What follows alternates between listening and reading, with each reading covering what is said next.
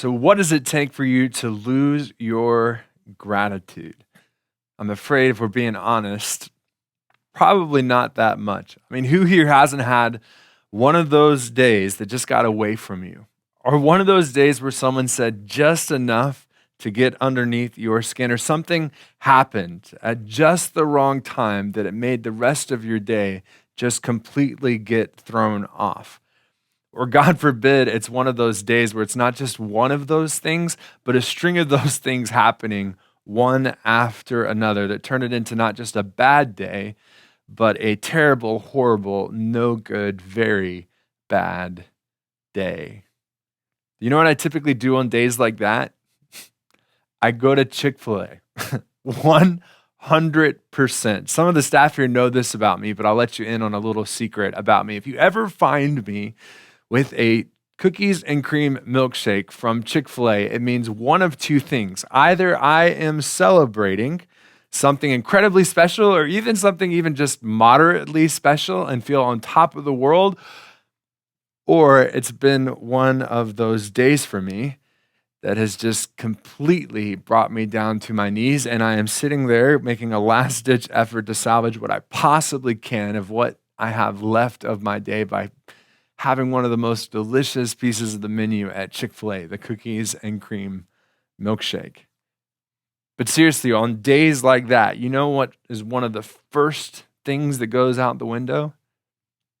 Gratitude. I find it incredibly challenging to be grateful on days like that. And at the same time, we all have this gift of being able to look back, the gift of hindsight, to look back over our lives. And I can tell you that even some of those bad days, those terrible, horrible, no good, very bad days, they still aren't nearly as bad as some days that I found myself in. And even in those seasons, right? Not even the milkshake can work when it's really that kind of bad. Now, I'm thankful, grateful, if you will, that those moments in life are rare, that it's just that bad that not even the milkshake works. But thankfully, those are few and far between. And I don't want to take away, as I say these things, how truly difficult it is in those moments, those really, really bad days, to find gratitude and to find a reason for it. And at the same time, at least for me, I look back on those seasons of my lives and some of those worst days and worst chapters, and I can honestly tell you that it's in those seasons that I found myself being never more thankful than I could than at those times and those moments for the things that I was able to see in my life as a blessing to me during those times. I guess what I'm trying to say is you potentially are thinking about your own days and seasons where you've lost your gratitude, is that I hope you know it's entirely okay to not be okay. And it's also entirely possible to not be okay and be thankful and to have gratitude at the same time. You see, sometimes I think we trick ourselves into thinking that we have to choose one or the other. It either has to be a good day and we're grateful for it, or if it's a bad day, there's automatically no gratitude at all left in our lives. And I think that's just not true. I believe it's entirely possible to not be okay and to be able to say that out loud, because it's true that some days we're not just feeling great at all, and life really does bring us to our knees. And at the same time, there's opportunities on those days to be able to reflect and find opportunities to be gracious. Gratitude doesn't dismiss or wash away the fact that sometimes life just isn't good. That's certainly the case when we look at the words of Psalm 116. And this is one of the many reasons why I deeply appreciate the book of Psalms. In 2019, the focus of our national youth gathering for our church body, the Lutheran Church Missouri Synod, the focus was on the book of Psalms, and one psalm in particular. But as we were on the gathering and as we were preparing for the gathering, it was such a joy for me to be able to walk through the book of the Psalms and just a little intro to it for our students. And I loved it so much so that when I got back from the gathering, I actually changed up my religion curriculum for our day school. I get to teach our 8th graders so that the second half of each quarter, we actually get to do a deep dive and focus in on the Psalms. And one of the things that I tell our students is this: the beauty of the book of the Psalms is it's kind of like the music that we listen to. I mean, we all have those songs or those types of music that we listen to for all the different emotions or situations we find ourselves in that we just can't find the words to truly appreciate what's going on in our lives. And the book of the Psalms does the exact same thing for us. In the same way that music sends to understand and give words and voices to things that we're not articulating ourselves, the book of Psalms, you're going to find an expression of every kind of mood and every emotion that you could experience. Having one of those days where you feel like you're on top of the world, well, there's a psalm for that. One of those days where you feel like you're at the bottom of the deepest, darkest pit, well, there's a psalm for that. A time where you are just feeling completely delightful, well, there's a psalm for that. A season of your life, or maybe a day where you're losing your gratitude, you guessed it, there's a psalm for that. And that psalm, at least for us in this time together, is Psalm 116. And I'd like for you to listen to the combination of both things not being okay, recognizing that they're not okay, but also hear those moments where gratitude starts to peak out and eventually burst forth by the end of the psalm. The psalmist writes, I love the Lord because he has heard my voice and my pleas for mercy. Because he inclined his ear to me, therefore I will call on him as long as I live. The snares of death encompassed me. The pangs of Sheol laid hold on me. I suffered distress and anguish. Then I called on the name of the Lord. O Lord, I pray, deliver my soul. Gracious is the Lord and righteous. Our God is merciful. The Lord preserves the simple. When I was brought low, he saved me. Return, O my soul, to your rest, for the Lord has dealt bountifully with you. For you have delivered my soul from death, my eyes from tears, my feet from stumbling. I will walk before the Lord in the land of the living. I believed even when I spoke, I am greatly afflicted. I said in my alarm, all mankind are liars. What shall I render to the Lord for all his benefits to me? I will lift up the cup of salvation and call on the name of the Lord. I will pay my vows to the Lord in the presence of all his people. Precious in the sight of the Lord is the death of his saints. O Lord, I am your servant. I am your servant, the son of your maidservant. You have loosed my bonds. I will offer the sacrifice of thanksgiving and call on the name of the Lord. I will pay my vows to the Lord in the presence of all his people, in the courts of the Lord's house. In your midst, O Jerusalem, praise the Lord. You see, here in Psalm 116, we see this beautiful combination that gives me great hope for those days where I feel like I am toast and I have lost all sense of gratitude in my life. I mean, did you hear it? The psalmist talks about crying out for mercy, snares of death surrounding him, the pangs, another word for like the torments of Sheol, a Hebrew word for like the deepest, darkest pit where nothing and no one could ever find you.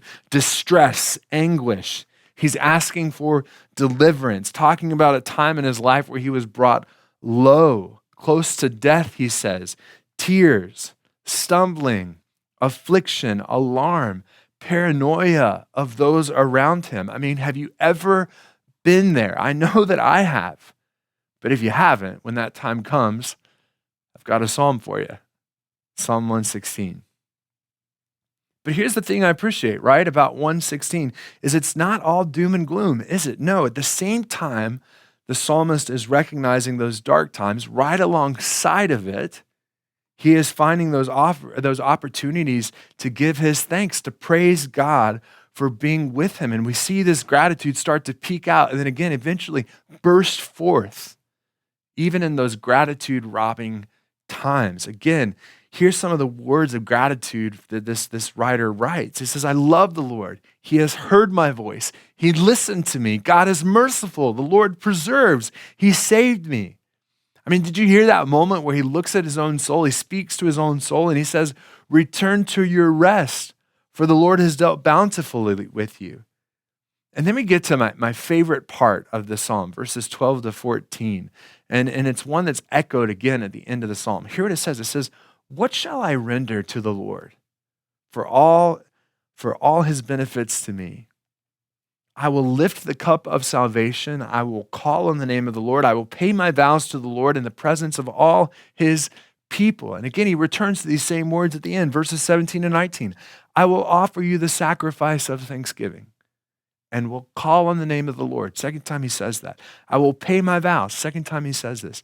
To the Lord in the presence of his people, in the courts of the house of the Lord, in your midst, O Jerusalem, praise the Lord. The psalmist looks over his life, sees all of these terrible, very real, very genuine low points in his life, and is able to say, what on this side? What shall I render to the Lord for all his benefits? To me, it's a statement of gratitude. He's not dismissing how terrible things have been for him. In a very real way, he said those things out loud. He's given himself the space to deal with how awful his life has been lately. And in doing so, what does he find? Gratitude. Not because he looked around at other people and said, well, I might have it bad, but someone else has it worse. But because he looked at his own life and saw the goodness of God present there, even in the worst seasons, even in the hardest times. When I look at gratitude in my life, it's absolutely a funny thing. And I can say that because of those moments when I find it's not there. I find gratitude kind of fascinating in that way. Your body knows when you're not being thankful, when you're not seeing opportunities to be thankful. I found myself, if I never express my thanks, if I never say it out loud, even when the world around me is crumbling, especially maybe when the world around me is crumbling, or if I never find the reason to be able to say that out loud, in a very physical way, my lack of gratitude starts to absolutely rob myself of whatever I had going for me in a very physical way.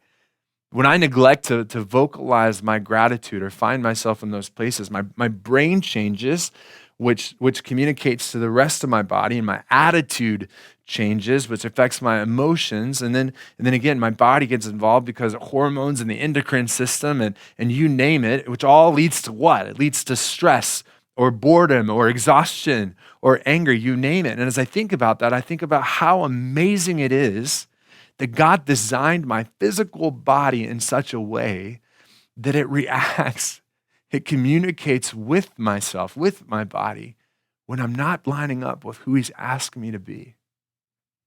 God designed me to be thankful. And when I'm not, my body reacts. Do you know psychologists have actually observed this too? I did a little digging on the psychology of gratitude, and it was actually kind of fun. Generally speaking, psychologists have come to define gratitude as a positive emotional response, again, hormones, endocrine system talk, right? Associated with receiving a personal benefit, their word, right? And two psychologists in particular around the turn of the century, Emmons and McCullough, noted that when it comes to gratitude, and that benefit that is received in that exchange, that one that sparks gratitude, if you will, they said that benefit is one that is not intentionally sought after, not deserved, and not earned. Rather, it is a benefit given solely because of the good intentions of the one who gives it in the first place. Psychologically speaking, in other words, gratitude is the result of being on the receiving end of something that you didn't ask for, you didn't earn, and you didn't deserve. And I love that because I think it speaks to the goodness that we've been shown, that we've benefited from our God every day of our lives. I mean, look at the writer of Psalm 116 and see how he acknowledges this very same thing. Every piece of goodness that God shows to us, if we're honest, we recognize that we don't deserve any piece of it. Right? Because in those times, right, when we're not even asking for it because life is so terrible around us, he still gives it to us. We're not even asking for it in those moments, and yet he does it freely out of his love for you, out of his love for me. As a father provides for and loves his own children, so does our God provide. And what could we, right, render to him? What could we give back to him for all of this as a response? For all of the goodness that he's shown to us?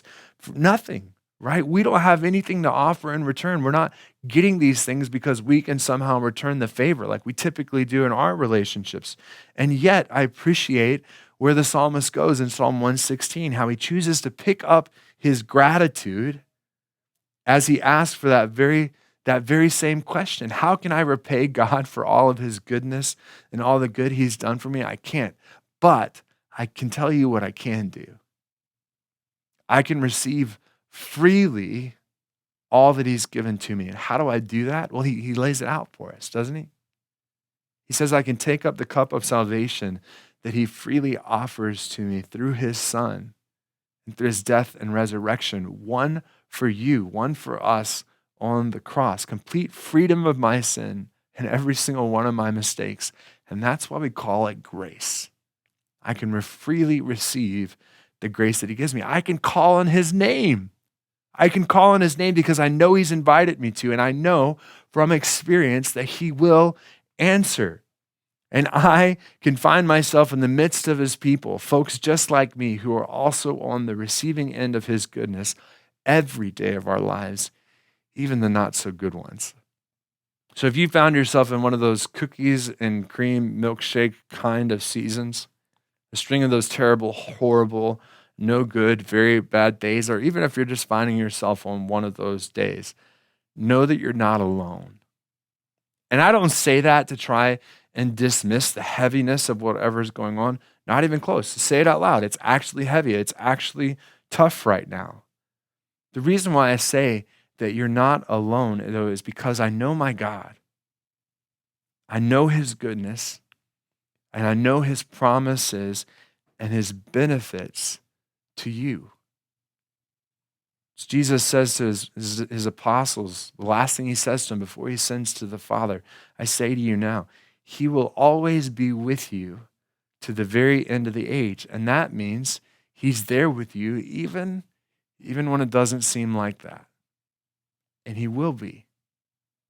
He will be. This season, whatever it is, whatever heaviness it is, will not be the end. We know the end. He gives us a clear picture of that. And it's not horrible and terrible and no good. It's an unending day of glory and grace, won for you by Jesus Christ, and the one that he is bringing with him at the culmination of all things when he returns. So until then, what do? We give thanks. Even when life isn't giving us much to be thankful for, we take up his cup of salvation, we call on his name, and we join together as his people. And we trust in his goodness to carry us through to that day when there'll be nothing but joy waiting for us because he paid the price, not because we deserve it, but because he wants to spend that unending day with you. Thank you so much for being with us. God bless you.